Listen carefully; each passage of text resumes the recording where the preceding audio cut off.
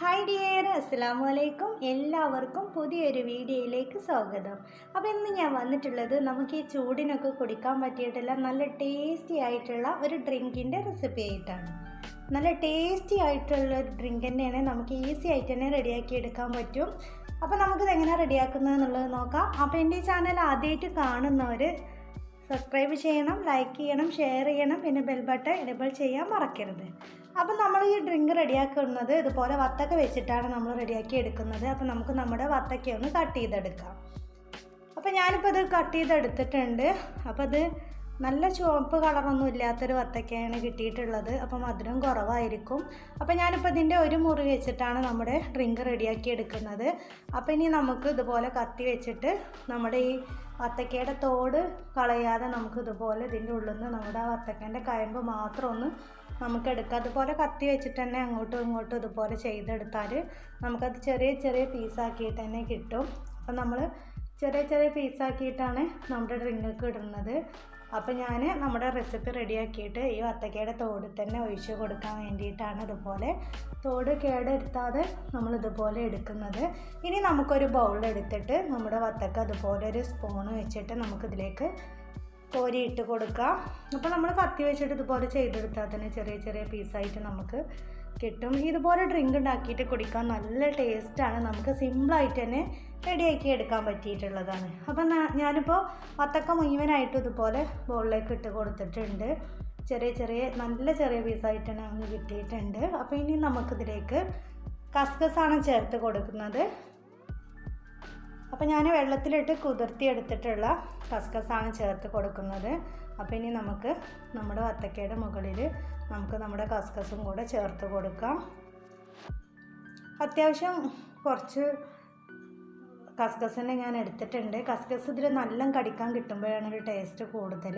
അപ്പോൾ അത് നമുക്ക് നമ്മുടെ ഇഷ്ടത്തിനനുസരിച്ച് കൂട്ടും കുറക്കുകയൊക്കെ ചെയ്യാം. ഇനി നമുക്കിതിലേക്ക് ആവശ്യത്തിനുള്ള പഞ്ചസാര ചേർത്ത് കൊടുക്കാം.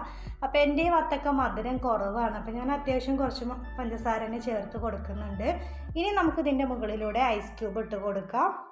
ഐസ് ക്യൂബ് ഇതുപോലെ നല്ലതുപോലെ തന്നെ കുറച്ചൊക്കെ കൂടുതൽ ഇട്ട് കൊടുക്കുക. നല്ല തണുപ്പിച്ച് കഴിക്കുമ്പോഴാണ് കൂടുതൽ ടേസ്റ്റ്.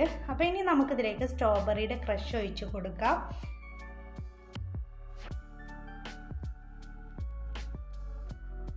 അപ്പോൾ ഇനി നമുക്ക് സ്ട്രോബെറിയുടെ ക്രഷ് ഒഴിച്ച് കൊടുക്കാം. അത്യാവശ്യം കുറച്ച് കൂടുതൽ തന്നെ ക്രഷ് ഒഴിച്ച് കൊടുക്കണം. നമുക്ക് ആ സ്ട്രോബെറിയുടെ ടേസ്റ്റും കൂടെ ഇതിൽ കിട്ടുമ്പോൾ ഒരു പ്രത്യേക ടേസ്റ്റാണ്. അപ്പോൾ ഇനി നമുക്കിത് ഒഴിച്ച് കൊടുക്കാം. അപ്പോൾ നമ്മളിപ്പോൾ നമ്മുടെ സ്ട്രോബെറിയുടെ ക്രഷ് ഒഴിച്ച് കൊടുത്തിട്ടുണ്ട്. ഇനി നമുക്കിതെല്ലാം കൂടെ ഒന്ന് മിക്സ് ചെയ്തെടുക്കാം. നമ്മുടെ പഞ്ചസാരയും കസ്കസും ഐസ് ക്യൂബും സ്ട്രോബെറി ക്രഷും എല്ലാം അതും കൂടെ ചേർത്തിട്ട് നമുക്ക് നല്ലതുപോലെ തന്നെ അങ്ങ് മിക്സ് ചെയ്തെടുക്കാം. അപ്പോൾ നല്ല മധുരമുള്ള വത്തക്കയാണെങ്കിൽ നമ്മൾ ഇത്ര പഞ്ചസാര ചേർത്ത് കൊടുക്കണ്ട. ഞാനിപ്പോൾ എൻ്റെ വത്തക്ക മധുരം കുറവാണ്, അതുകൊണ്ടാണ് അത്യാവശ്യം കുറച്ച് പഞ്ചസാരേനെ ചേർത്ത് കൊടുത്തിട്ടുള്ളത്. അപ്പോൾ നമ്മളിപ്പോൾ ഇത് നല്ലതുപോലെ തന്നെ മിക്സാക്കി എടുത്തിട്ടുണ്ട്. ഇനി ഞാനിതിലേക്ക് 1.5 കപ്പ് പാലാണ് ഒഴിച്ച് കൊടുക്കുന്നത്. പാല് നമുക്ക് നമ്മുടെ ഇഷ്ടത്തിനനുസരിച്ചിട്ട് ചേർത്ത് കൊടുക്കാം.